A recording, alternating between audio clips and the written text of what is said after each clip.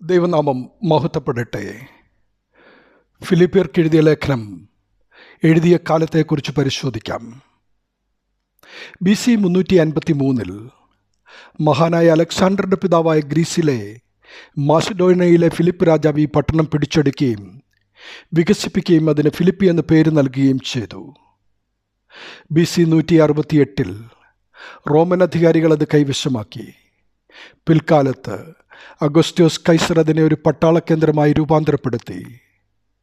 ഗ്രീസിലെ മാസിഡോണിയയിലെ ഫിലിപ്പി ഒരു വാണിജ്യ കേന്ദ്രമായിരിക്കാതെ സൈനിക കേന്ദ്രമായി തീർന്നതുകൊണ്ടാണ് പൗലോസ് അവിടെ വന്ന കാലത്ത് ഒരു യഹൂദ സിനഗോഗ് അവിടെ ഉണ്ടായിത്തീരുവാൻ ആവശ്യമായിരുന്നിടത്തോളം യഹൂദന്മാർ അവിടെ ഇല്ലാതെ പോയത്.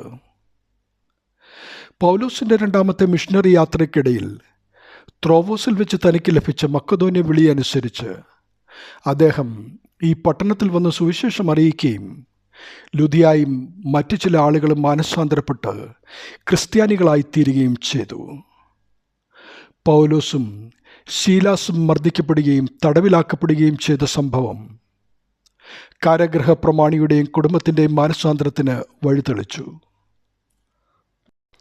റോമൻ പൗരന്മാരായ അവർ വിസ്താരം കൂടാതെ മർദ്ദിക്കപ്പെടുകയും തടവിലാക്കപ്പെടുകയും ചെയ്തത് അവിടുത്തെ നീതിന്യായ ഉദ്യോഗസ്ഥരെ ആപത്കരമായ ഒരു സ്ഥിതിയിലാക്കി. അപ്പോസ്തല പ്രവൃത്തികൾ 16:37-40 വരെ.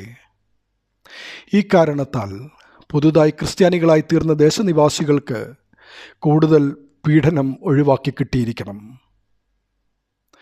തൻ്റെ മൂന്നാമത്തെ മിഷണറി യാത്രയിൽ പൗലോസ് വീണ്ടും ഈ പട്ടണം സന്ദർശിച്ചു. അപ്പോസ്തല പ്രവൃത്തികൾ 20:1. പൗലോസ് റോമിൽ തടവിലാക്കപ്പെട്ട വിവരം ഫിലിപ്പിയിലെ സഭാജനങ്ങൾ കേട്ടപ്പോൾ അവർ അദ്ദേഹത്തിനൊരു സാമ്പത്തിക സഹായവുമായി എപ്പഫ്രോദിത്തോസിനെ അവിടേക്ക് അയച്ചു.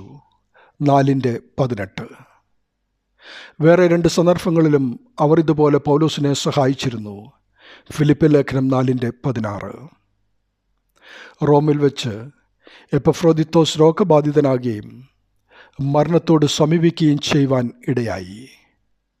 എങ്കിലും താൻ രോഗവിമുക്തനായപ്പോൾ പൗലോസ് അദ്ദേഹത്തെ ഒരു കത്തുമായി ഫിലിപ്പിയിലേക്ക് മടക്കി അയച്ചു.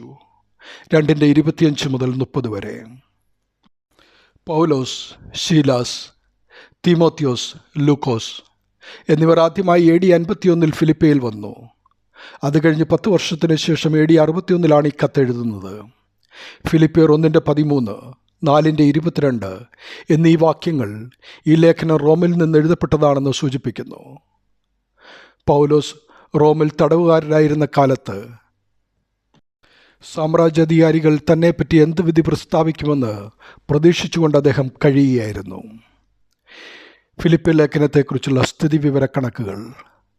സത്യവേദ പുസ്തകത്തിലെ 50-ാമത്തെ പുസ്തകമായ ഫിലിപ്പി ലേഖനത്തിൽ ആകെ 4 അധ്യായങ്ങളും 96 ചരിത്രപരമായ വാക്യങ്ങളുമുണ്ട്. എന്നെ ശക്തനാക്കുന്നവൻ മുഖാന്തരം ഞാൻ സകലത്തിനും മതിയാകുന്നു. ഫിലിപ്പി ലേഖനം 4:13 നമുക്കും പ്രചോദനമാകട്ടെ. ദൈവനാമം മഹത്വപ്പെടട്ടെ. ആമീൻ.